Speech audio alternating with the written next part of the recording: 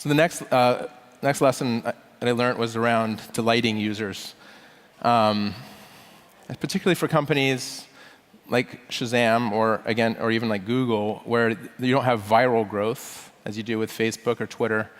And so you're relying on people telling each other about the service. Then you have to delight them. Because if you actually have to delight them so much that you create almost an emotional reaction from them.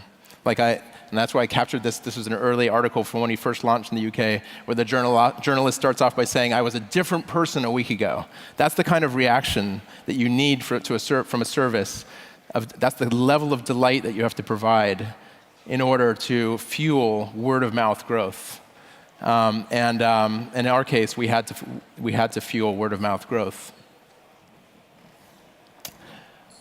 So the next learning was around the importance of revenue and how it's like oxygen for the company when you're building a consumer business. So I don't know how many of you know this, but Google's original revenues for its first several years were licenses from Yahoo. Yahoo paying Google to run search. And that's how Google funded its business for several years. In the case of Shazam, Shazam licensed music recognition to companies who wanted to monitor thousands of radio stations, and that helped pay the bills. So having something like that when you're a consumer-focused business to kind of pay the bills in those early years was a really valuable thing, and it becomes like the oxygen that allows you to survive.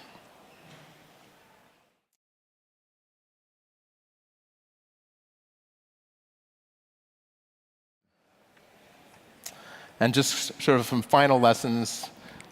Learn from the naysayers. Many people said this business is not going to take off. It's